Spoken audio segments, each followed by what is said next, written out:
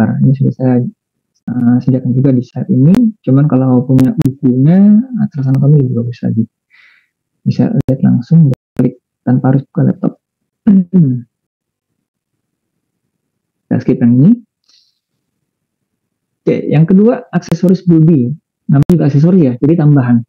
Tambahan itu maksudnya dia penting pada proses sebagai penunjang proses penglihatan, cuman tidak secara langsung terlibat dalam proses penglihatan itu. Kalau bingung gini nih. Nah, saya jelasin coba satu-satu ya. Contohnya adalah superciliary sama ciliaris. Bulu mata sama alis mata.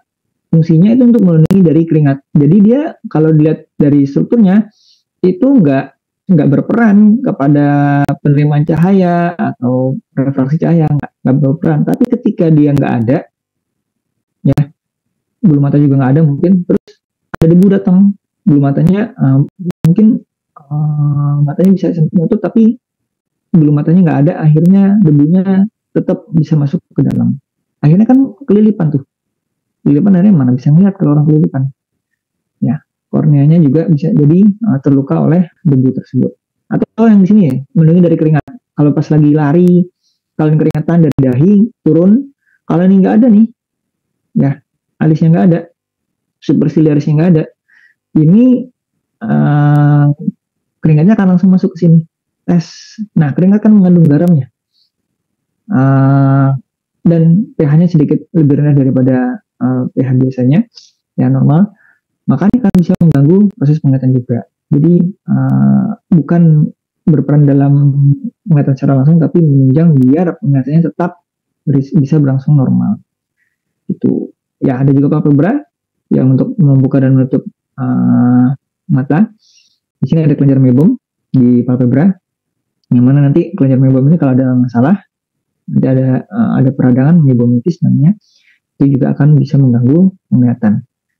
Kelenjar meibomi sendiri mengandung pelumas ya, untuk biar si matanya ini tetap licin dan ketika palpebranya menutup dan membuka itu nggak menggores si bola mata. Konjungtiva, gambarnya abis ini kan saya tunjukkan lebih detail. Ini adalah lapisan membran transparan yang menutup di palpebra dan menutup juga sklera. Glandula lacrimalis ini untuk membasahi mata biar nggak kering.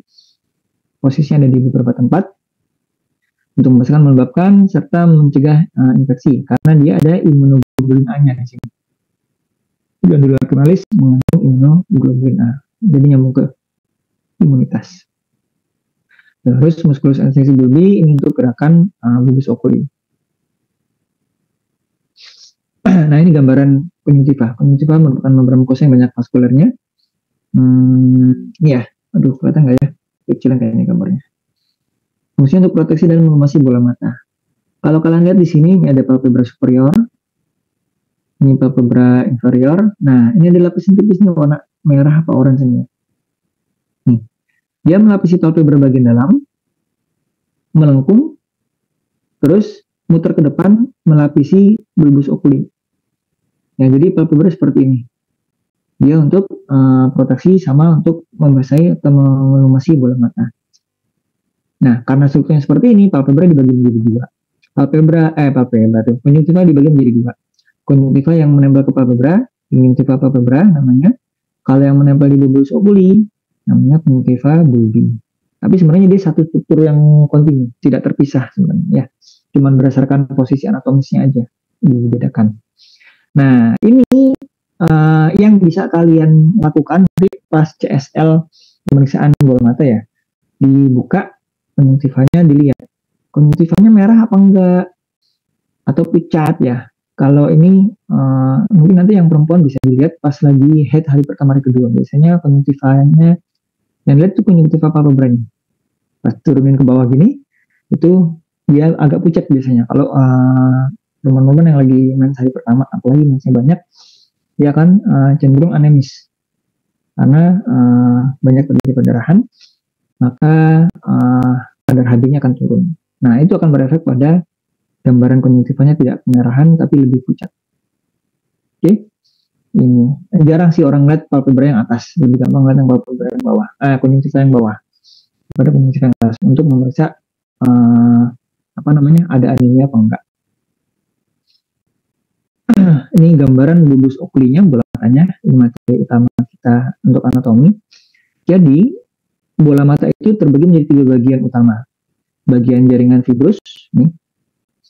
Terus bagian yang vaskular yang menyuplai darah untuk semua bagian dari organ kisus ini, sama jaringan yang menangkap bayangan atau cahaya, yaitu retina.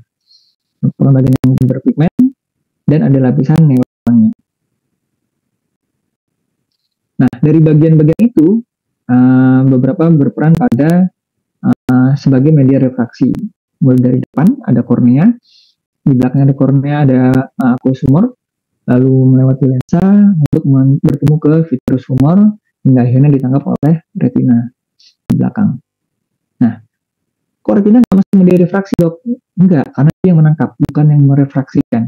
Ingat definisi dari refraksi itu apa? Dan hukum refraksi kayaknya sudah sempat dipelajari di IPA ya, fisika, sorry. Di fisika, saya lupa SMP atau SMA, udah dipelajari tentang refraksi lensa. Yang nanti akan kita bahas di fisiologinya. Oke, ini gambaran detailnya bisa kamu pakai sambil mempelajari anatomi bola mata. Ini nanti kamu bisa pakai mata sapi yang disediakan, kamu buka mata sapinya, pelajari dengan baik, struktur di sini disamakan dengan yang ada di mata sapi, sehingga bisa lebih enak. Mempelajari itu kalau hands on itu lebih nangkep, lebih nancep ininya, materinya, struktur anatominya itu. Ini gambaran aja, bisa kalian pelajari lebih lanjut nanti ya. Ini lapis-lapisnya ya, sklera, sama retina di dalam. Ini ketutupan apa ya? Tapi ketutupan bawah nanti. Nah, kita buka satu-satu ya. Bagian fibrous layer dari bulbus oculi. Di bagian depan itu ada kornea. Kornea ini dia kalau dari depan dia merupakan 1/6 bagian bola mata, karena bagian luar ya. Ini bagian depannya kornea cuma 1/6. Nah, 5/6-nya itu sklera. Nah, merupakan lanjutan dari sklera. Pertemuan antara sklera sama kornea namanya limbus oculi. Nanti ada struktur gambarnya. Diameter dari kornea ini kalau di manusia ini sekitar 11 mm. Oh, gambar tadi kan. Nah, ini dia. Ini kornea. Diameter dari sini ke sini ini sekitar 11 mm. Dewasa ya, bayi. Oke, dia nggak ada jaringan apa-apa di sana, maksudnya transparan, tidak berwarna, avaskuler juga. Nah, terus dok, kalau nggak vaskular, dapat nutrisi dari mana? Ini langsung dari cairan aqueous humor yang ada di sini. Yang di sini ada aqueous humor. Nah, ini mengandung aqueous humor itu mengandung nutrisi yang akan memberikan nutrisi ke sini, ke kornea. Jadi diserap langsung nutrisinya. Nah, tapi walaupun demikian, walaupun transparan, tidak berwarna, avaskular, tapi sarafnya banyak. Ini dia kenapa kalau kamu kejatuhan bulu mata, maksudnya, ketika bulu mata itu ada di sklera, bulu mata itu ada di sklera doang di sini, itu nggak pedih, bagian yang putih bola matanya itu. Tapi ketika bulu matanya itu nempel di kornea, itu yang pedihnya muncul di situ. Tapi ketika dikit-dikit ya, bulu matanya pindah ke sklera dan bawah biasanya, itu pedihnya hilang. Itu kenapa? Ya karena ini si kornea itu banyak sekali serabut saraf, dan serabut saraf itu memang penting untuk memberikan sinyal yang semakin banyak serabut sarafnya, semakin sensitif dia merasakan ada sesuatu di kornea itu, karena memang ini pelindung paling depan dari bola mata. Ketika ada kejatuhan debu aja, tuh di depan langsung. Ketika sensitif seperti itu, refleksnya adalah pemberinya akan tutup, terus akan keluar air mata untuk membilas, biar benar-benar terjaga. Ini histologinya nanti dijelaskan oleh tim histologi ya, saya nggak tahu dokter Arif, dokter Daniel Fadli. Cuman saya di sini buat melengkapi aja dari korneanya. Nanti bisa dipelajari pas di histologi ya. Nah, lanjutan dari kornea tadi adalah sklera yang merupakan 5/6 bagian mata, cuman ternyata ketebalannya cuma 1 mili. Nggak tebal-tebal amat, walaupun demikian dia karena tersusun dari jaringan ikat fibrus sifatnya kaku ya, karena memang fungsinya dia menjaga bentuk bola mata. Kaku, gini terus, tidak elastis. Jadi ketika isinya keluar, nah baru nih dia akan mulai lembek. Nah, nanti ini akan terjadi ketika kamu membelah bola matanya sapi nanti. Bagian yang kaku ini akan kehilangan kekakuannya, jaringan fibrusnya. Dan untuk memproteksi sama seperti juga dari kornea. Karena memang fibrous layer ini, kornea dan sklera, fungsi utamanya adalah untuk proteksi.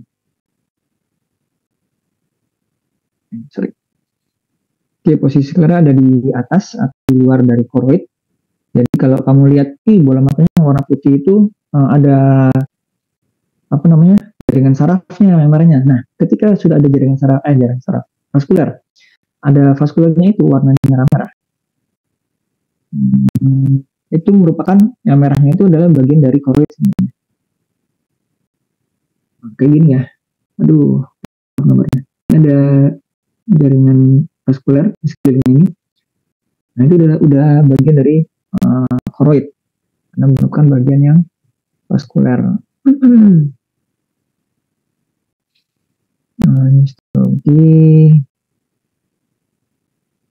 Oke. Nah, kalau pada anak-anak koroid skleranya itu tipis masih, sehingga pigmen koroidnya akan kelihatan sekali warnanya kebiruan kalau pigmen koroid ya.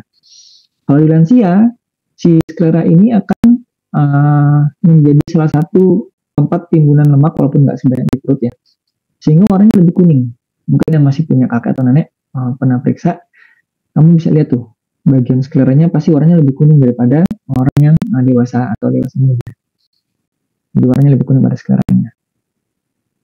Nah, antara kornea sama sklera ada limbus namanya corneoscleral junction. Ini area yang transisional, yang si stromanya transparan, yang skleranya opak, warnanya lebih opak, lebih nggak bening. Nah, di sini di corneoscleral junction ini itu ada namanya trabecular meshwork. Ini penting, trabecular meshwork ini, karena merupakan jaringan kayak penyaring teh. Untuk nyaring teh. Nah, ini namanya meshwork ya. Jaring yang trabecular meshwork itu yang akan menyaring air mata untuk keluar ya. Atau air mata si aqueous humor untuk sebelum keluar dia disaring dulu. Nah, karena bentuknya saringan, ketika ada banyak kotoran yang menempel di sana atau mungkin ada proses inflamasi di situ, jaring-jaringnya ini jadi tersumbat ya. Jadi sehingga akan terjadi suatu proses patologis, penyakit lagi nanti. Itu. Ini dia trabecular meshwork ada di sini. Ini histologi sebenarnya ya. Nah, ketika aqueous humor sudah dipakai, kan dia aqueous humor ada nutrisinya ya. Terus dia akan berjalan terus keluarnya lewat trabecular meshwork tersebut, dia akan mengalirkan si aqueous humor tadi ke jaringan vena di luar. Itu prosesnya. Kita fokus ke anatomi dulu aja. Oke, itu tadi lapisan pertama, lapisan jaringan fibrus. Yang sekarang masuk ke lapisan yang kedua, di bawahnya sklera ada vascular layer. Yang pertama adalah koroid, memang yang utama lapisan dari yang kedua ini. Dia jaringan ikat longgar, tidak sekaku yang si sklera, tidak. Tadi kan fiber ya, jaringan ikat fibrus yang sangat kaku, berfungsi untuk proteksi untuk bola mata. Kalau ini jaringan ikat longgar, karena di dalamnya itu ada banyak sekali pembuluh darah. Vaskulernya itu kapil-kapilnya banyak ya, sangat vaskuler, dan posisi ada di 2/3 bagian uvuli posterior. Dia bersifat longgar karena bukan jaringan fibrus, tapi serabutnya kolagen sama serabut elastis. ada sih fibroblast, cuma tidak sebanyak yang ada di sklera. Selain itu juga ada melanosit, sehingga ini warnanya muncul ya di sini. Ada makrofag, memang dia kalau yang tadi barrier fisik di sklera tadi, pelindung fisik, kalau ini pelindungnya imun. Ada sistem imun berkumpulnya di sini, makrofag sama limfosit serta sel mas sama sel plasma di jaringan koroid. Sorry. Nah, warnanya ini warnanya hitam gelap ya. Warnanya hitam gelap dari jaring koroid. Fungsinya apa? Ketika cahaya itu masuk ke dalam bola mata, ini kan nanti akan terpantul. Ketika ini warnanya putih, itu akan terjadi pantulan-pantulan. Nah, kalau si koroid ini warnanya hitam, cahaya yang mantul itu akan terserap di sebelah sini. Tidak cahaya yang dibiaskan ke sini itu akan diserap, bukan dipantulkan. Efeknya apa? Cahaya yang masuk ke bola mata akan cuma bisa masuk ke retina ini dengan tanpa pantulan. Nah, nanti ini ada kelainan lagi nih. Ketika di dalam bola mata tersebut, walaupun koroidnya warnanya hitam, tapi kalau ada benda asing di sini warnanya tidak hitam, dia akan memantulkan cahaya, sehingga orang tersebut salah satu keluarnya adalah, dok saya kok sering kayak silau ya. Jelas silau karena ketika cahaya masuk, itu akan ketika kena benda asing tersebut akan terpantul-pantulkan cahayanya tersebut, sehingga tampak seperti penglihatan yang silau. Dan nanti di patologi ya, ini cuma gambaran aja, pentingnya mengetahui struktur dari bola mata suasana koroid ini. Oke, tadi yang koroid. Oke.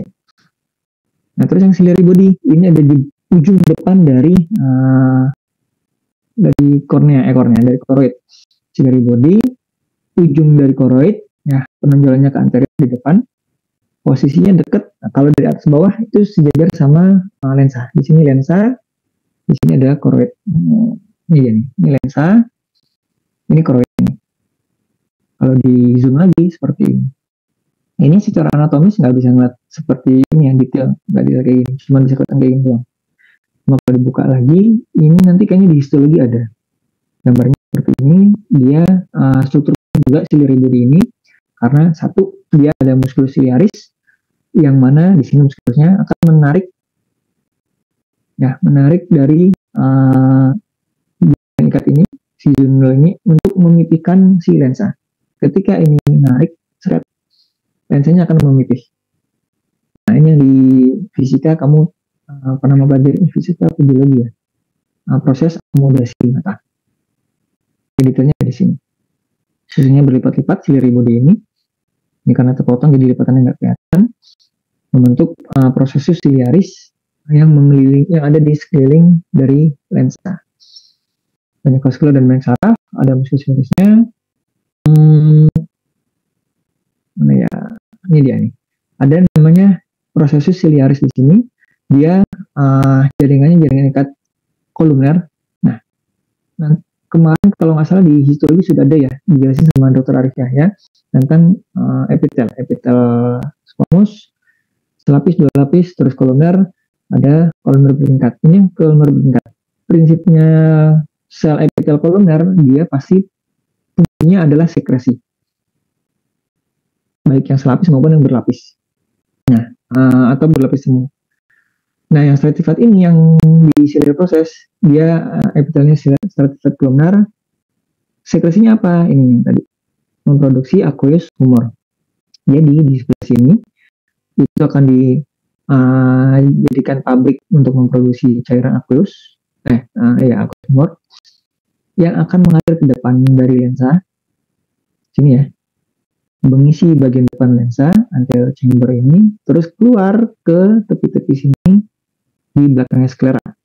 Yang sehingga tadi ada trabecular meshwork di sana. Jadi keluar gini, menyebar di sini, terus keluar ke tepi sini, dekat di bagiannya sklera.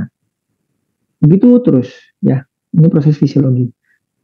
Fisiologinya ini penting. Nanti kalau ada gangguan akan menunjukkan patologis macam-macam ya. Jadi dijelaskan di belakang. Bukan di sini maksudnya, di patologis. Nah, ada iris di bagian penunjukan paling depan dari uvea. Ini adalah iris. Ini ya, iris yang berfungsi untuk mengatur banyak sedikitnya cahaya yang masuk. Penunjukan paling depan dari uvea, membrannya sirkular ya, melingkar, dan dia berwarna, yang menyebabkan ada orang yang warnanya kalau Indonesia coklat ya, coklatan, kalau yang di Eropa biasanya warna biru, ya posisinya tepat di depan lensa. Karena dia tidak menutup penuh, maka ada lubang di tengah, namanya pupil. Nah, ini si iris ini akan membagi aqueous humor menjadi dua bagian. Yang bagian anterior ini sama yang bagian posterior. Cuma secara anatomis aja sih. Gitu. Cuma seperti tadi juga. Jadi ini secara anatomis terbagi menjadi dua. Kamera oculi anterior di depannya iris sama kamera oculi posterior di belakangnya iris. Cuman itu sebenarnya kamera oculinya ya satu kesatuan yang utuh secara fisiologis, cuma secara anatomis dibagi dua. Nah, iris ini ada sel-sel pigmennya yang membuat iris itu berwarna. Ada juga musculus sphincter pupil, ini yang kalau namanya sphincter ya. Jadi kalau dia kontraksi beda sama si ciliaris tadi. Kalau ciliaris dia berkontraksi dia akan menepi. Kalau si pupil kalau dia kontraksi dia akan justru ke tengah. Jadi ketika musculus sphincter pupil ini berkontraksi, pupilnya justru akan mengecil. Gitu. Ketika dia relaksasi, dia akan melebar. Oke, nah jangan kebalik antara sphincter pupil sama musculus ciliaris. Ini sering kebalik pas ditanya ke mahasiswa. Musculus sphincter pupil ototnya otot polos. Kita tidak bisa memerintahkan pupil kita untuk melebar. Ayo melebar tuh, melebar. Ayo mengecil, jangan. Nggak bisa. Karena dia sifatnya otot polos yang otonom ya. Ini untuk mengatur jumlah cahaya masuk yang diperintah oleh nervus 3 motor. Nah ini dia. Ini pupil, warnanya bukan warnanya hitam sebenarnya, dia nggak gitu, karena merupakan celah lubang kosong gitu aja. Ini yang irisnya untuk ini yang Indonesia nih. Yang Asia rata-rata warnanya memang. Oke, ini detailnya seperti ini. General fiber, ini iris. Nah, yang warna kuning ini adalah aliran dari aqueous humor. Produksinya di sini, terus dia dari posterior chamber melewati iris, melewati pupil, masuk ke anterior chamber di sini, terus keluar ke vena-vena melalui trabecular muscle yang ada di sklera sini. Itu. Masalahnya bisa muncul di trabecular muscle-nya buntu, atau produksinya berlebihan, atau bahkan kurang mungkin juga, atau si irisnya ini dia nempel ke lensa, sehingga alirannya dari satu nggak bisa pindah ke 3. Nah, itu aja. Detailnya nanti ada di bab patologis. Next, retina. 9. Retina ini adalah penyumbang dalam belakang sendiri, fungsinya untuk menerima cahaya yang sudah diproses oleh kornea, aqueous humor, lensa, sama vitreous humor. Endingnya itu diterima oleh retina. Berkembang dari embryonic optical hub. Nanti dicari sendiri aja ya untuk yang embriologisnya ini. Dia sifatnya lunak, rapuh, tebalnya lebih tipis, ketipisannya lebih tipis daripada sclera dan choroid tadi. Dia cuma 0,4 mm dan ada di 0,4 mm ini kalau ada di dekat dari nervus 2, nervus opticus. Tapi kalau sudah sampai ke ora serrata, dia lebih tipis lagi. 0,1 doang. Warnanya sebenarnya kemerahan ya, merah ungu, karena ada pigmen rhodopsin di sini. Di retina ini ada namanya bintik kuning, mungkin sudah pernah dengar juga pas di SMA atau SMP, yang merupakan ini elemen yang paling peka cahaya karena punya banyak fokus dari sel kerucut dan sel batang, rod and cone sel ini adanya di makula lutea ini, bintik kuning. Jangan salah sama bintik buta. Lain lagi nanti ya. Bintik buta itu ada tepat di pusatnya nervus 2. Nah, dua sel ini, sel rod sama sel cone, secara anatomis nggak bisa kelihatan, cuma secara histologis nanti bisa dilihat. Ini nanti hubungannya sama fisiologi. Sel rod untuk melihat intensitas cahaya, gelap atau terangnya. Kalau sel kon itu selain untuk gelap terang dan juga untuk melihat membedakan warna. Karena sel kon nanti terbagi menjadi 3 lagi. RGB, sel kon yang sifatnya bisa menerima cahaya merah, warna. Cahaya dengan warna merah, cahaya dengan warna green, hijau, sama yang biru. Gabungan semuanya ini nanti akan membentuk bayangan benda yang berwarna. Ketika orang itu nggak punya sel kon atau sel konnya terlalu sedikit, dia cuma melihat bayangan benda, bentuknya kelihatan, intensitasnya jelas, tapi warnanya nggak ada, bentuknya hitam putih. Itu yang terjadi kalau memang sel konnya nggak ada sama sekali. Nah, ada lagi mungkin teman-teman yang pernah dengar buta warnanya parsial ya. Itu bergantung sel kon mana yang mengalami kekurangan. Apakah buta warna yang merah, biru atau hijau. Nanti main di warna nanti ya. Gradasi warna. Retina ada 2 lapisan. Lapisan yang dalam atau banyak sarafnya, neural, sama yang di luar, yang berpigmen. Histologis juga sebenarnya, jadi secara anatomis ini nggak bisa dilihat ya, lapisan retina. Secara anatomis nggak bisa kelihatan, tapi karena nanti hubungannya ke fisiologi, ini harus saya sampaikan juga di sini. Itu jadi ada 2 lapisan, neural sama pigmented. Ini gambar histologisnya, bisa dipelajari nanti lebih detail di kuliah histologi. Kayaknya udah deh. Histologinya sudah ya? Udah belum sih? Dr. Arif. Nah, gambarnya seperti ini. Ini uniknya retina. Uniknya retina itu seperti ini ya. Nanti di fisiologi, jangan deh, di bagian ini aja fisiologi nanti. Strukturnya seperti ini ya. Ini struktur histologis juga, nggak bisa dilihat secara anatomis. Sel-sel rod sama konnya ada di belakang. Terus nanti habis itu sinyal-sinyalnya akan dihantarkan ke depan. Jangan kebalik ya, ini justru bagian depan.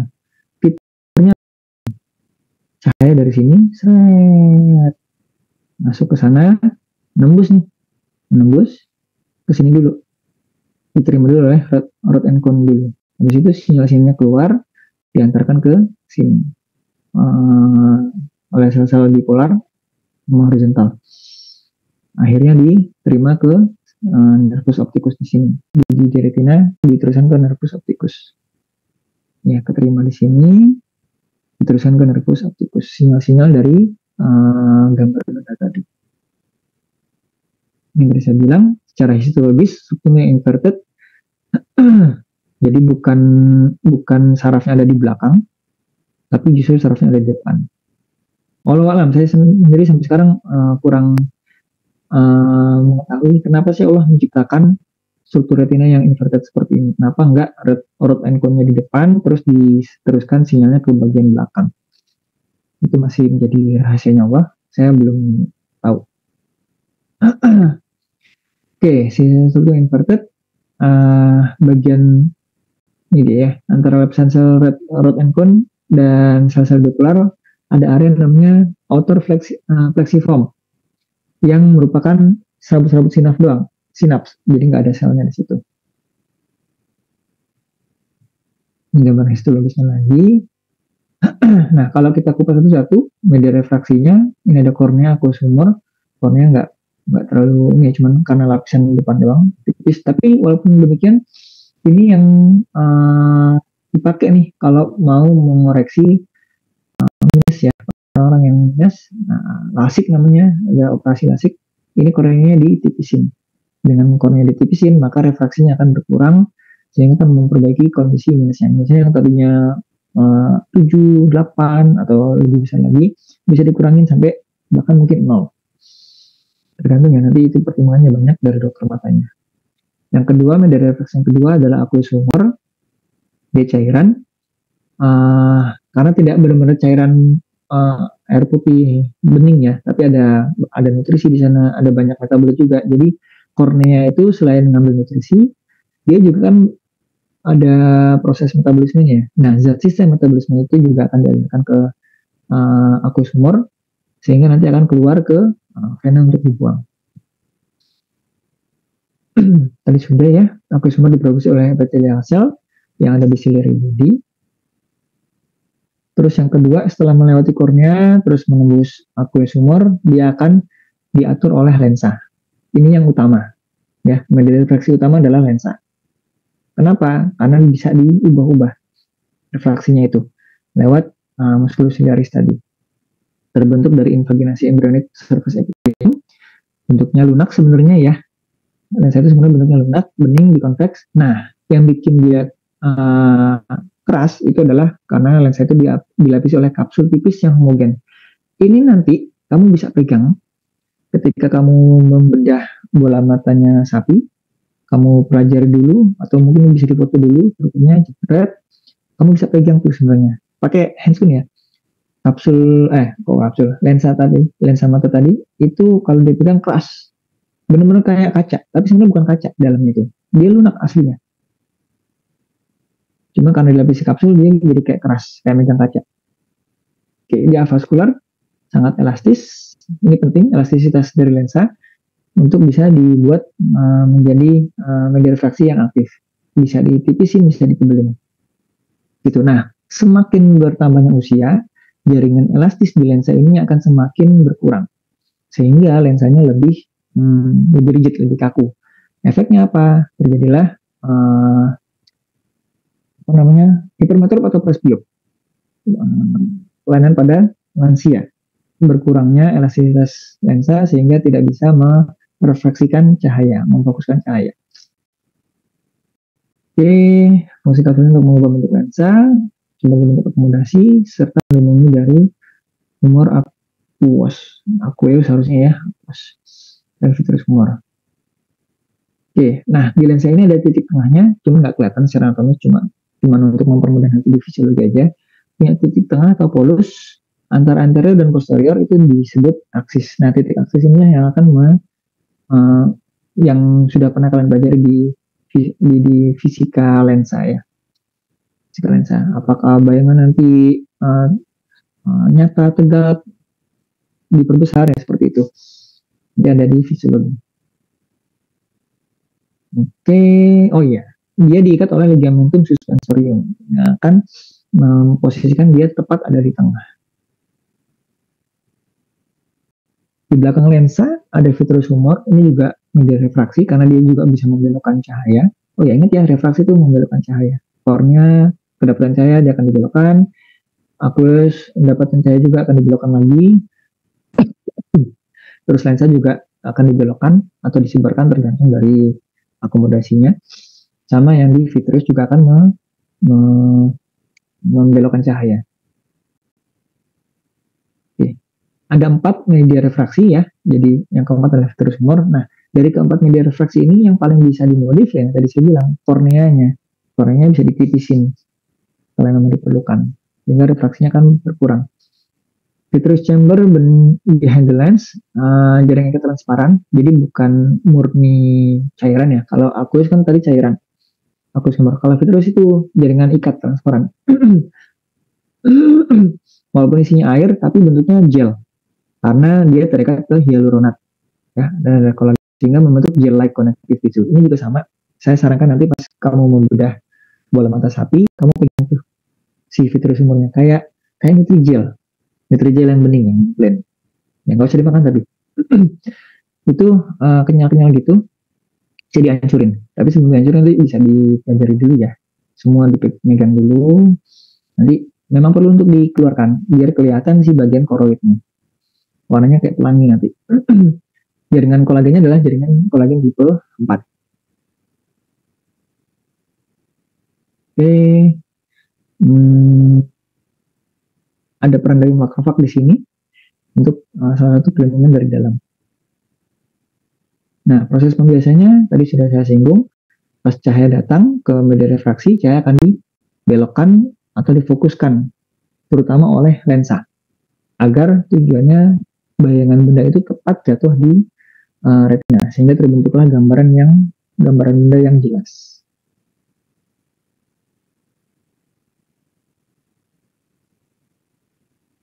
Oke, yang tadi saya bilang, lensanya berperan penting, paling utama karena dia bisa melakukan akomodasi. Pembelokan cahaya dibuat atau diperlemah agar objek dekat terlihat dengan jelas. Jika musculus berkontraksi, maka ligamentum suspensoriumnya itu akan rileks. Karena dia rileks, maka lensanya akan menjadi lebih cembung. Kelengkungan lensanya bertambah. Sehingga lensanya ditambah dengan adanya kontraksi pupilnya mengecil. Itu terjadi kalau kamu melihat benda dengan dekat. Oke. Nah, ini juga yang menyebabkan kenapa orang kalau dari kecilnya dia sering baca terlalu dekat, baca komik, baca buku terlalu dekat, kurang dari 30 cm, itu dia si muskulus silarisnya akan sering berkontraksi. Lensanya akan cenderung terbiasa membentuk lensanya cembung. Gitu. Sehingga ketika dia lepas melihat jauh itu susah. Karena si muskulus silarisnya dia akan rileks, tapi walaupun sudah rileks, ligamen suspensoriumnya akan ketarik, tapi lensanya sudah terbiasa mencembung gini. Susah untuk di ditipiskan lagi lensanya, sudah cenderung cembung. Itu pada orang-orang yang seperti saya selalu contohnya buta mata rabun jauh, miopia, karena lensanya sudah tidak elastis. Gitu. Walaupun demikian nanti bisa juga terjadi pada orang sudah tua. Oke, gambarnya seperti ini. Kalau kamu melihatnya seperti ini, KHGVE, cuman secara refraktoris sifatnya memang menjadi terbalik, diperkecil. Oke, ini gambarannya. Ini kalau pengertiannya normal. Nanti bisa juga nih menjadi diperbesar kalau memang ada masalah di media refraksinya. Oke, sebelum masuk ke refraksi, kita masuk dulu ke anatomi yang selanjutnya. Yang terakhir, anatomi itu otot mata. Otot mata ada dua, ekstrinsik sama intrinsik. Yang ekstrinsik itu yang mengatur gerak bola mata ke kiri, ke kanan, atas, bawah, ya, atau diagonal. Oke, ini yang kamu harus cek nanti ketika mau melihat ada kelainan di saraf atau enggak. Atau mungkin di ototnya. Nanti ada di CSL-nya ya. Pak, ikutin jari saya. Yuk, sini. Jadi kamu harus bukan cuma sekedar gerakan doang, tapi kamu harus tahu, oh, saya gerakan ke sini mau melihat fungsi otot dan nervus apa dari pasien. Kalau ke sini, fungsi dan otot nervus apa yang saya mau periksa. Kalau ke sini, atas bawah, itu apa. Jadi bukan sekedar bisa gini-gini doang ya. Nah, bukan menjadi dirijen untuk orkestra. Tapi untuk melihat fungsi-fungsi dari otot dan saraf yang ada di sini dari ekstrinsik mata. Rectus lateralis, rectus medialis, rectus superior, rectus inferior, 4. Tambah lagi yang diagonal, yaitu obliquus superior, obliquus inferior. Nanti dipelajari posisi anatomisnya sama gerakannya. Jadi kamu bisa lihat obliquus superior itu gerakannya, kalau dia kontraksi menunjukkan gerakan apa sih? Oh, kok bisa ya? Kita harus dilihat gambaran bola matanya. Oh, pantas ini kalau ketarik gini, dia akan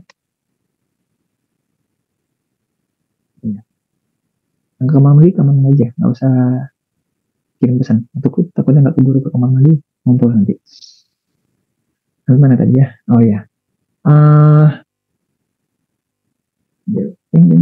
Bilang deh. Obliquus superior, kalau kontraksi arahnya kemana nih? Oh, gerakannya arahnya ke sini. Dilihat, diperhatikan strukturnya. Oh, pantas. Dia gerakannya bukan ke atas, tapi ke bawah, misalnya seperti itu ya. Kamu lihat dulu anatominya itu. Obliquus inferior sebaliknya, arahnya kemana nih? Tuh. Oke, untuk yang ini kita nggak punya kadavernya ya, musculus extrinsic, karena matanya masih utuh ada di kadaver. Kamu bisa lihat di manekin.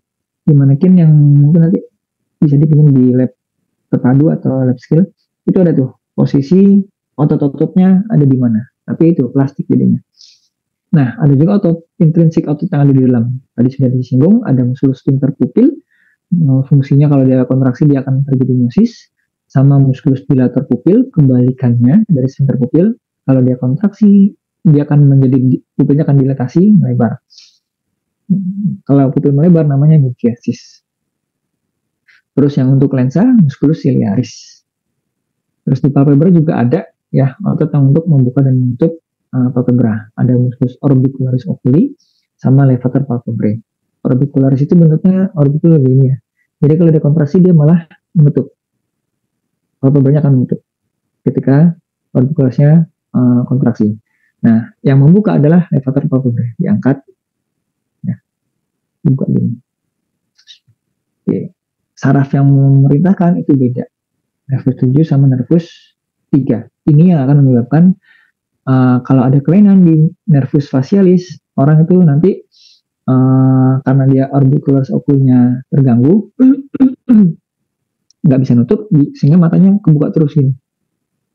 Karena yang menutup nggak berfungsi. Nanti ada kelainan lagi ya, kelainan di nervus facialis di dokotologis ya. Cuman kalau udah tahu strukturnya seperti ini, kamu bisa nebak, oh pantesan nervus facialis kena, orbicularis oculinya jadi nggak bisa kontraksi, maka akan terjadi masalah di penutupan lensa palpebra. Nah, ada tambahan musculus tarsalis muleri.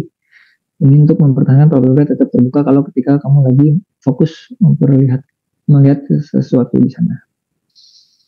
Baik, itu anatominya. Kita ke fisiologi dulu ya, biar bisa terkejar waktunya. Saya jam 30 menit lagi harus selesai soalnya.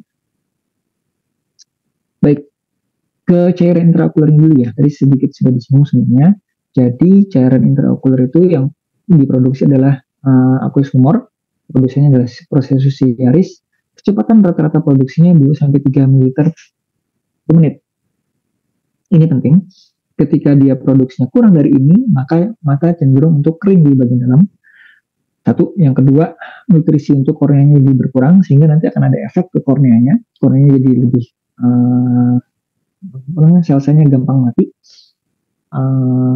rusak ya, sehingga penglihatannya jadi lebih kabur, korneanya jadi pucat, seperti itu. Nah, kalau masalahnya di aqueous humornya, di ciliary prosesnya produksinya kurang, maka mau ganti kornea pun, operasi kornea pun nggak bisa, akan tetap seperti itu lagi.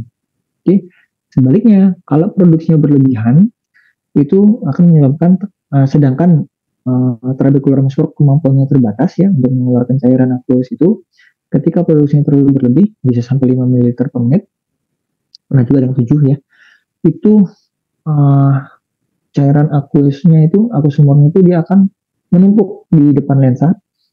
Itu perihnya minta ampun tuh. Perihnya minta ampun sampai ganggu tidur, nggak bisa tidur, terus benar-benar kayak mau pecah tuh bola mata. Ini dalam arti sesungguhnya. Bola mata kayak terasa pengen pecah. Bukan karena pusing, bukan karena apa, tapi ini produksinya berlebihan. Produksinya berlebihan tapi pengeluarannya terbatas. Oke, itu numpuk di situ. Nanti ada kelainan juga gara-gara produksinya yang berlebihan tersebut. Yang jelas nanti tekanan intraokulernya akan meningkat. Nah, untuk mengetes ukuran tekanan intraokuler nanti ada di CSL, diajarin. Bisa yang pakai digital. Maksudnya digital pakai jari ya, dipencet. Kamu bisa meraba sendiri bola matamu, oh segini loh tekanannya. Nanti kalau ada orang yang mengikat tekanan intraoptikalnya, itu seperti kamu meraba-raba bola mata, tapi meraba-rabanya di kayu gini, keras. Mungkin baru bisa merasakannya nanti pas jadi koas ya, di rumah sakit, pas tase mata. Harapannya sih nanti bisa dapat, sehingga ada pengalaman untuk merasakan tekanan intraokuler yang meningkat. Nah, fisiologi produksinya gimana? Di processus ciliaris ini pertama dengan transfer aktif ya, ion sodium ke celah-celah epithelial sel, natrium menarik ke klorida, dan ion bikarbonat terbentuklah muatan yang netral karena positif negatif.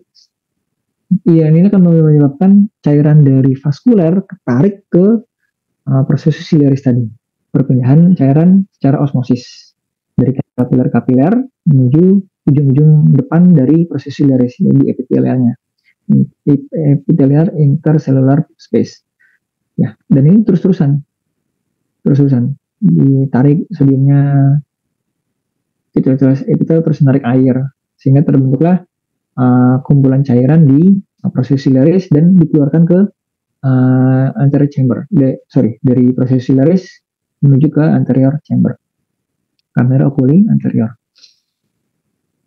Oke, jadi ketika seseorang itu natrium dan kloridanya kurang, contohnya, kurang makan garam, uh, konsumsi bikarbonat juga kurang, ini juga sedikit banyak akan mengganggu produksi cairan aqueous humor tadi. Efeknya akan menyebabkan gangguan penglihatan. Oke, ini ya prosesnya. Ini vaskulernya. Nah, di sini akan ada penumpukan dari natrium klorida NaCl. Karena ada penumpukan, maka sifatnya garam akan menarik air ya. Menarik air dari vaskuler ditarik ke arah sini. Nah, dari sini akan dilepaskan air. Jadi, tapi sebenarnya bukan cuma air doang ya. Nutrisi juga akan ikut masuk, ketarik ke sini. Prosesnya sesederhana itu diperankan oleh 3 utama, natrium, klorida, sama bikarbonat. Ini gerakannya, kalau dari sini, produksinya di sini, mengarah ke posterior chamber dulu, terus ke pupil, terus ke anterior chamber, keluar ke trabecular shock. Kanalis clamp ya, lubangnya namanya kanalis clamp. Gitu. Oke.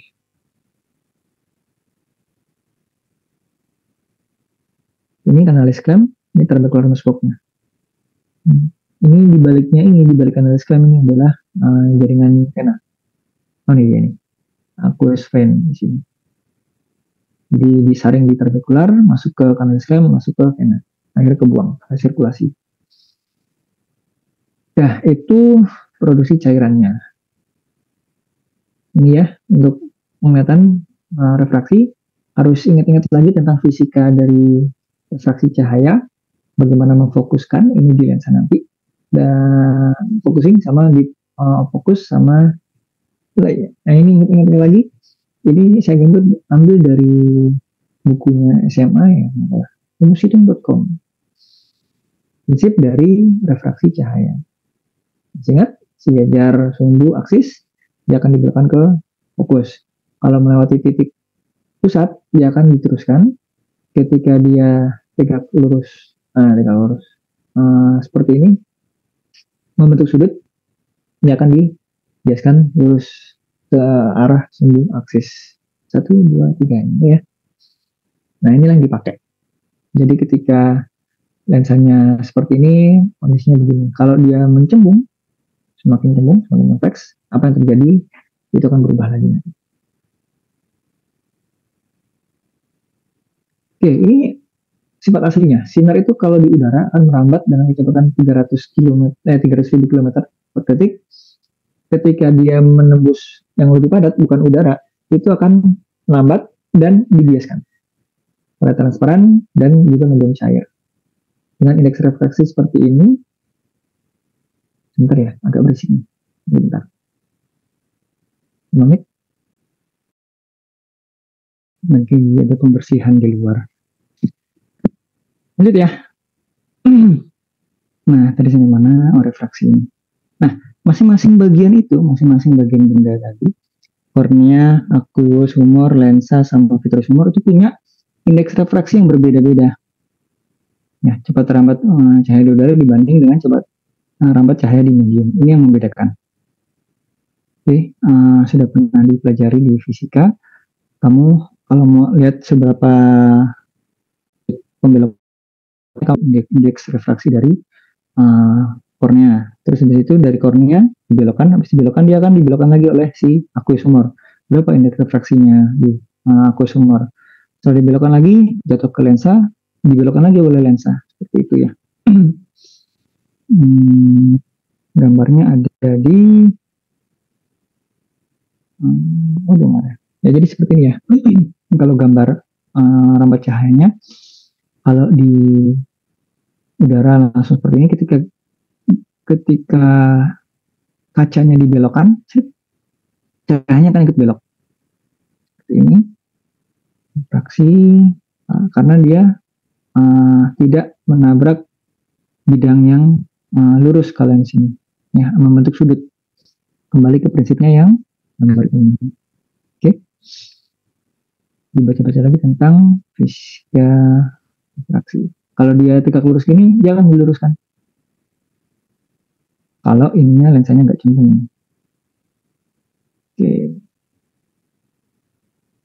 Nah, kalau lensanya cembung seperti ini, maka dia akan cahaya itu akan cenderung difokuskan. Seberapa fokus tergantung dari tingkat kecembungan. Semakin cembung, indeks refraksinya akan semakin besar, sehingga akan semakin difokuskan. Semakin tipis, dia akan semakin tidak terlalu difokuskan, sehingga akan semakin jauh titik fokusnya di sini, bergeser semakin ke belakang. Prinsip inilah yang dipakai di penglihatan manusia lewat akomodasi dari lensa. Ini untuk memfokuskan fokalnya seperti ini. Nah, kalau lensa itu sudah kaku, enggak kaku ya, kurang elastis lagi seperti pada orang-orang yang dia itu, maka untuk bisa memfokuskan cahaya tetap sampai ke retina, misalnya ini titik retina di sini, ketika dia terlalu kaku, dia jatuhnya di sini. Biar bisa ke sana, maka sebelum jatuh ke lensa, sini ada lensa kacamata dulu. Sudah memfokuskan lebih dulu sehingga bisa jatuh lebih tepat. Ini kedalaman dari fokusnya. Lihat ya. Kebalik saya tadi ya. Semakin cembung lensanya, maka bayangan beningnya akan semakin jauh jatuhnya. Seperti itu. Dan sifat bayangan adalah terbalik. Ini dia. Indeks refraksinya kalau di kornea 1,38, akus umurnya 1,33, lensanya 1,4, dan ini dinamis ya. Ini 1,4 itu dalam kondisi istirahat. Kalau yang akus vitreous humor dia 1,34. Mirip-mirip kecuali yang lensa. Lensa ini bisa berubah-ubah. Total kekuatan refraksinya adalah 59 dioptri. Dari objek yang besar seperti ini, kalau memang dia pembiasanya bagus, ya, dia akan diperkecil terbalik. Oke, ini fungsi akomodasi dari lensa mata. Pemerannya adalah muskulus di sini, terus ligamentum suspensorium sama lensanya itu terutama di kapsul lensanya.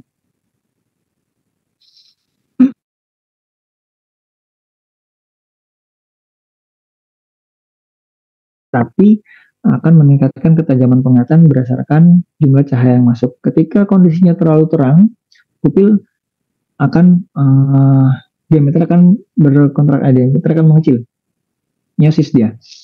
Karena apa? Ketika kondisi cahayanya terang, ketika miosisnya pupilnya tidak miosis, maka intensitas cahaya masuk akan sangat tinggi, sehingga di sini akan terjadi banyak pembiasan cahaya, silau. Bayangan benda aslinya tidak akan kelihatan. Oke, sebaliknya kalau kondisinya gelap, nggak ada cahaya yang masuk, cahaya yang sangat minim, bayangannya juga akan buram, tidak terbentuk dengan bagus, karena memang nggak ada cahayanya, minim sekali cahayanya itu. Sehingga untuk memaksimalkan bentuk benda, ya udah, tadinya cahayanya cuma 10, kalau dia nggak diambil 10-10-nya itu, maka tambah samar lagi tuh bendanya.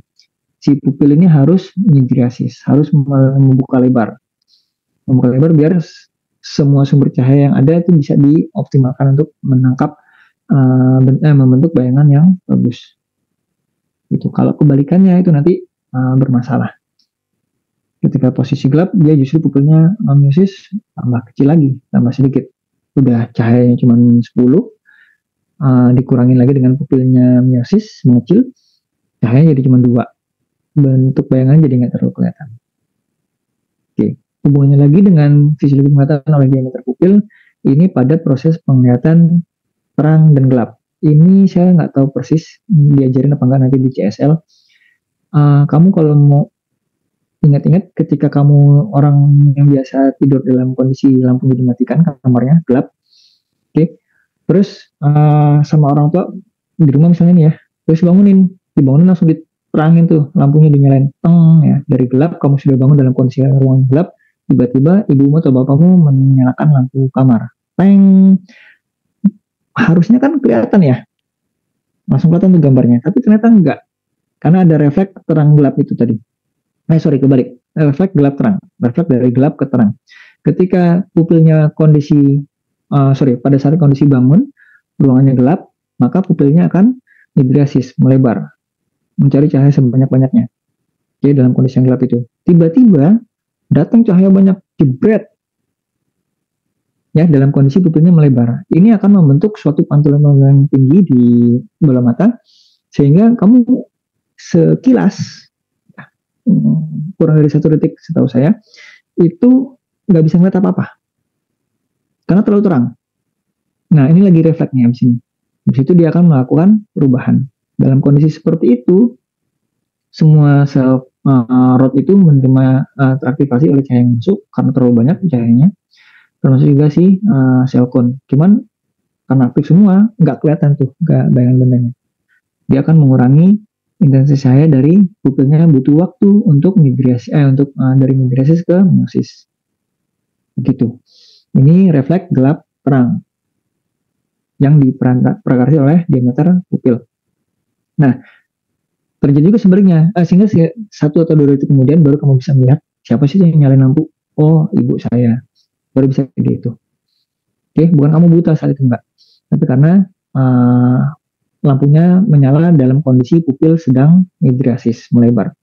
Sebaliknya, ketika kamu habis dari aktivitas luar, ya, terang sekali ini matahari lagi terik, terus masuk ke ruangan yang gelap. Nah, ini kamu walaupun di situ mungkin ada sumber cahaya redup-redup ya, tetap kamu nggak akan bisa ngelihat, karena kamu masuk ke ruangan gelap itu dalam kondisi pupilmu sedang meiosis, kecil banget, saking silaunya di luar. Ketika masuk ke ruangan gelap, kamu akan benar-benar blank tuh, nggak kelihatan semuanya. Pupil ini butuh waktu untuk melebar, untuk migrasis, biar cahaya bisa masuk. Walaupun sedikit cahayanya, baru di situ kamu akan bisa lihat, oh ada si ini di dalam ruangan.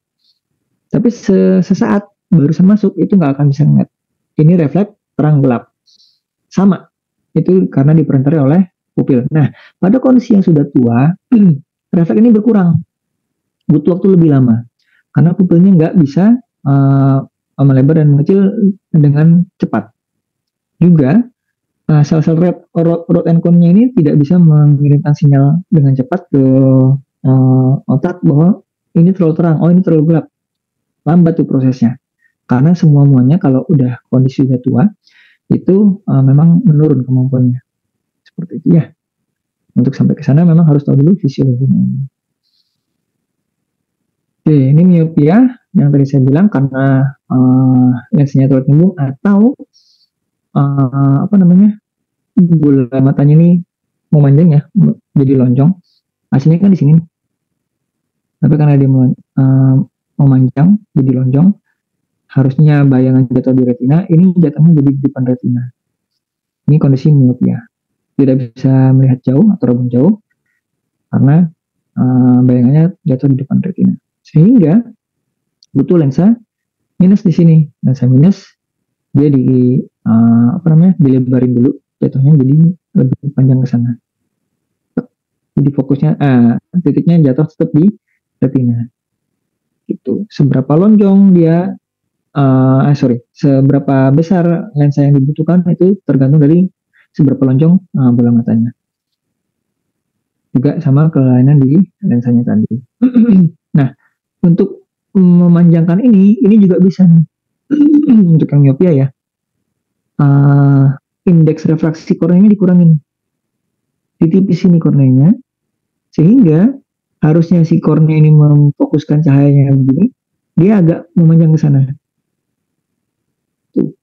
Karena refraksinya dikurangin, daya fokus si korneanya dikurangin.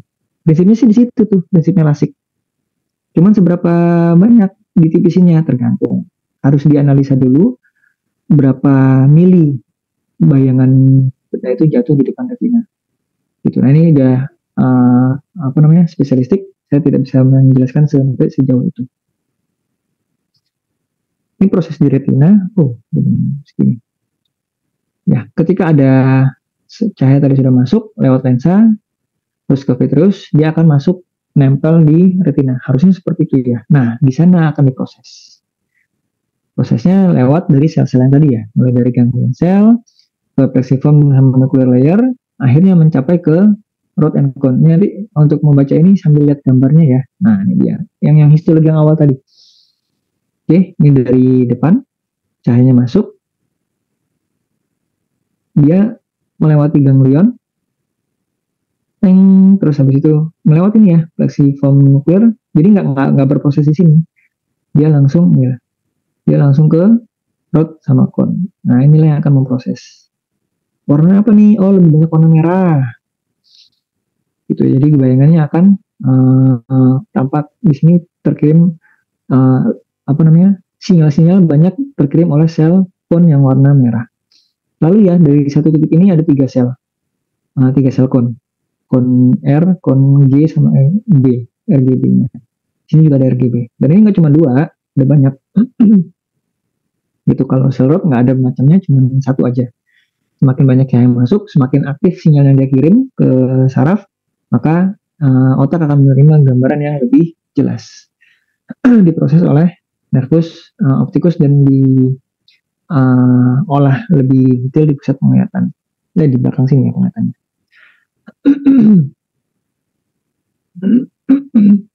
Oke, nah ada di retina itu dengan fovea centralis, central fovea, tipis dia cuma 0,3 mm.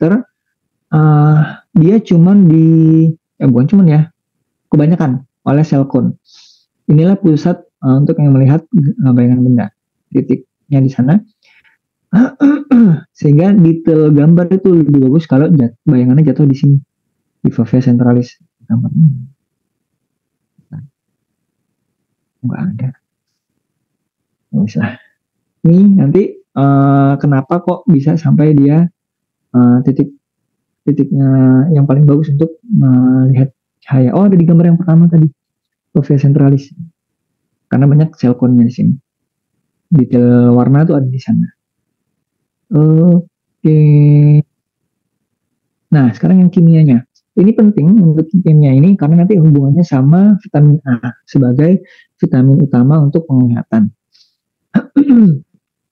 Terkait sama sel rod sama sel cone, gimana sih mereka bisa memproses cahaya yang masuk dari sisi intensitas cahaya sama warnanya. Ketika cahaya masuk, sorry, bentar, ada gempa di sini. Lagi gempa di Taiwan, bentar ya. Goyang.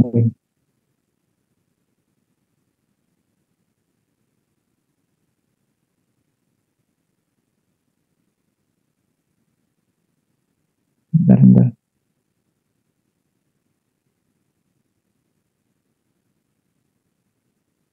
Oke, gempanya udah selesai. Di sini biasa gempa itu banyak. Alhamdulillah cuma kecil aja gempanya. Baik, kita lanjutkan sampai mana tadi ya? Oh ya, ini dia.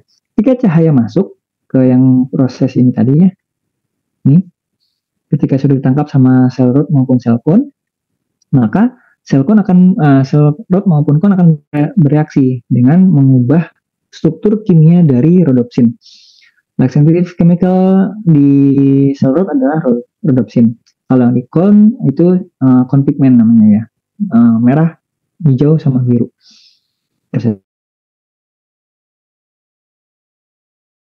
Rhodopsin merupakan kombinasi dari skotopsin dan karotenoid retinal. Ini yang penting untuk vitamin A, pigmen karotenoid retinal atau retinin ya. Nah, ketika cahaya masuk, maka akan terjadi perubahan konformasi dari transform ini menjadi cis form. Nah, perubahan konformasi ini akan mengirimkan sinyal dari 11 menjadi 11 cis retinal. Ini aja deh gambarnya biar gampang. Posisi di mana nih? Nggak bisa dihilangin ya benda ini. Di sini deh. Nah, ini ya, ketika ada energi cahaya di sini, dia akan mengenakan struktur kimia batu rhodopsin di sini dengan ukuran milisecond akan berubah menjadi luminir rhodopsin. Terus meterodopsin 1 sama meterodopsin 2, ingat ya, ini sangat-sangat cepat. Nanosecond, mikrosecond, milisecond, akhirnya menjadi second, sudah berubah menjadi meterodopsin. Nah, meterodopsin ini oke, kita kan ke atas. Akan diubah menjadi skotopsin sama outrance retinal. Itu. Ini untuk yang outrance retinal ini akan mengirimkan sinyal ke otak. Nah, untuk bisa memproses lebih lanjut sel tersebut, ini harus diubah. Harus bisa diubah menjadi oleh enzim isomerase menjadi 11 cis retinal untuk bisa menjadi rodopsin lagi. Rodopsin tadi akan terkena cahaya lagi sehingga akan diubah lagi menjadi beta-rodopsin dan seterusnya. Ini prosesnya. Kalau ada cahaya, dia akan mengenai rodopsin untuk menjalankan proses ini. Proses ini akan mengirimkan sinyal. Nah, ini kalau orang yang kekurangan vitamin A, ya, maka outrance retinalnya ini akan sulit diubah menjadi 11 cis. Jadi dari trans menjadi cis. Ini kimia sih. Masih ingat ya di SMA ya? Struktur cis sama trans. Cuman balikin ini doang. Sudutnya doang. Cuman nggak doang sih. Kompleks sebenarnya. Ya, jadi dari trans ke cis ini oleh enzim isomerase itu butuh peran dari vitamin A. Kalau ini nggak ada, maka transretinalnya itu akan semakin berkurang, tidak ada yang berubah menjadi cis, sehingga tidak ada lagi cadangan rodopsinnya. Nggak sampai separah itu sih. Semakin dikit lah. Sehingga ketika orang yang vitamin A-nya nggak banyak, rodopsinnya cenderung untuk menipis. Kalau ada cahaya yang masuk, dia nggak bisa diproses. Si sel rod sama kon ini tidak, si sel rod ya, si sel rod ini tidak bisa memproses intensitas cahaya masuk. Jadi buta dia lama-lama. Rabun tuh, gelap, cahaya lama-lama, cahaya. Hari-hari tuh lama-lama tambah gelap, padahal cahayanya terang. Gitu. Ini kalau orang yang malas konsumsi vitamin A, karena prosesnya di sini nih. Sinyalnya sih dikirim dari sini nanti. Gitu ya. Ketika rodopsin didekomposisi, terjadi proses kelistrikan, kondensasi membran terhadap ion netral akan berkurang, hiperpolarisasi, sehingga seluruh sel rod ini akan meningkat kelistrikannya, kirim dia sinyal seperti itu. Oke. Aktivitas terodopsin, tadi saya salah nunjuk ya, ini ya meterodopsin. Excite electrical change in the rods. Oke. Ini yang berperan meterodopsin 2. Ini dia nih. Ya, di sini ini ada lapisan selnya. Cahaya masuk, terjadi perubahan. Sehingga kalau kondisinya cahayanya terang, kondisinya gelap, nggak ada cahaya masuk, Na-nya akan ada masuk keluar ke sel itu. Ketika ada cahaya masuk, Na-nya akan diusir keluar. Oke, seperti itu prosesnya, bolak-balik, gelap terang, di sini terus. Cuman tetap kuncinya ada di rodopsin yang memproses awal untuk cahaya yang masuk. Rodopsin ini nanti untuk membentuknya butuh vitamin A. Oke, kalau yang kon gimana? Mirip sama itu sebenarnya. Cuman tergantung dari sel tadi, yang R-nya apa, yang G-nya atau yang B, yang berproses. Namanya photopsin, sama juga sih.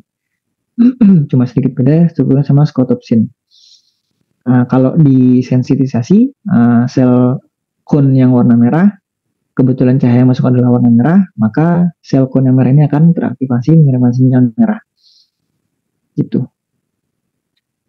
Jadi sinyalnya sinyal warna. Kalau yang rodopsin, sinyal listrik doang untuk menilai terang gelapnya. Ini tadi saya sudah singgung, teorinya ada di sini, tentang adaptasi gelap terang sama adaptasi terang gelap. Light adaptation sama dark adaptation.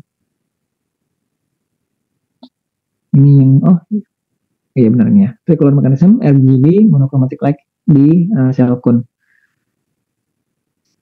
Ya, sinyalnya yang dikirimkan tergantung warnanya. Kalau yang warna paling terang itu, sinyal paling tinggi itu yang merah. Nah, campuran-campurannya ini sama seperti permainan warna di foto ya, atau di aplikasi gambar. Dari RG jadi apa, kombinasinya jadi membentuk dunia yang lebih berwarna. Nah, terakhir untuk yang jarasnya itu dari mata, ada gambarnya ya? Oh, kurang satu. Saya kurang satu gambar. Jadi nanti dicari lagi ya. Saya kirim gambaran dari bahwa saraf di retina itu, nervus opticus itu terpisah antara medial sama lateral.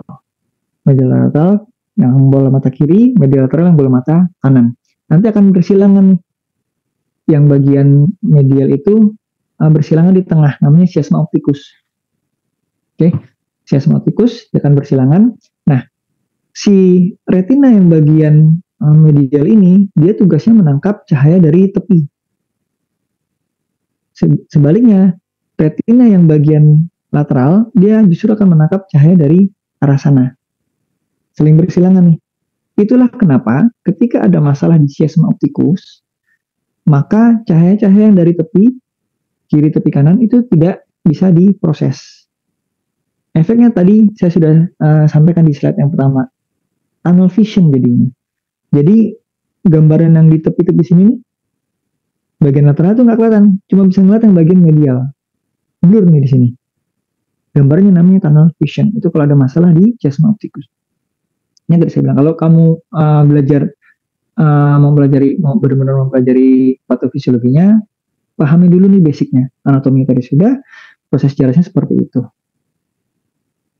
Kurang ya? Coba sih saya gambarkan dulu ya. Ini misalnya mata. Nah, biar jelas. Ini bola mata, masalah saja dulu ya.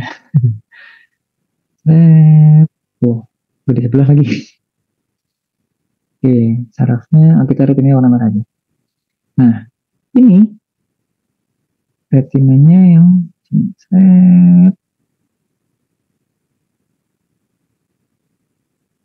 ini yang sini. Nah, yang ini yang medial dia akan bersilang sini. Ini juga yang medial.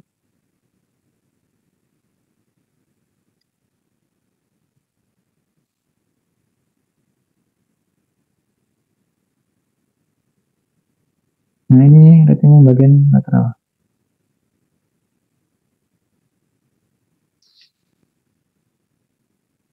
Oke, jadi yang retina yang ini dia akan menangkap cahaya dari arah sana dong.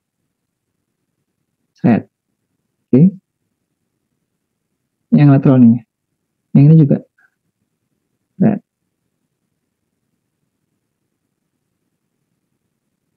Nah, kalau yang ini dari lateral sini. Set. Tangkapnya di sini. Yang ini juga.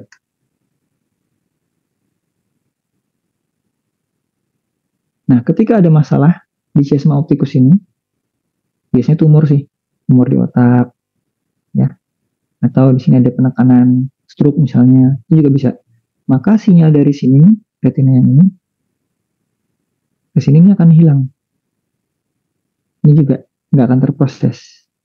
Jadi cahaya yang dari sini nggak bisa diolah. Efeknya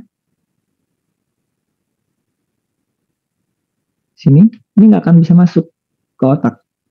Jadi orang cuma bisa ngeliat area sini doang. Batasan yang ini nih. Sebelah sini nggak ada, nggak kelihatan. Nggak kelihatan. Tunnel vision, gambarnya seperti yang di tadi. Nanti ini cuman saya jelasin sedikit karena apa namanya, biar tahu perannya tuh di situ. Kamu tahu jaras dari nervus opticusnya. Oke, kita close. Oke, ini jarasnya. Nah, area pengolahannya itu di sini di otak. Primary visual cortex ini gimana maksudnya? delete clear all drawings. Oke. Ya, jadi dari tadi si setelah melewati chiasma opticus terus mengalir ke arah sini, pertama masuk ke virtual cortex primer dulu sini, diproses ke secondary cortex, baru detail warnanya diolah di setelah melewati secondary virtual cortex tadi. Gitu, ini prosesnya di belakang. Sehingga ketika orang jatuh geblak tuh, jatuh kepalanya duluan bagian belakang, ini bisa terguncang nih, bisa buta orangnya. Atau yang kayak di film-film action itu diketok bagian belakang, tok, bagian belakang sini ketok. Ini bisa error yang sebelah sini, error, maka bisa mengalami kebutaan. Itu. Jangan dipraktekin ya. Wah, biar temanku buta nih, getoknya bagian belakang. Sudah ada waktu 4 menit mungkin yang mau ditanyakan. Silakan. Sepertinya belum ada, dokter. Oke, kalau mau nanya bisa lewat WA juga nggak apa-apa. Nanti atau mungkin bisa didiskusikan pas praktikum.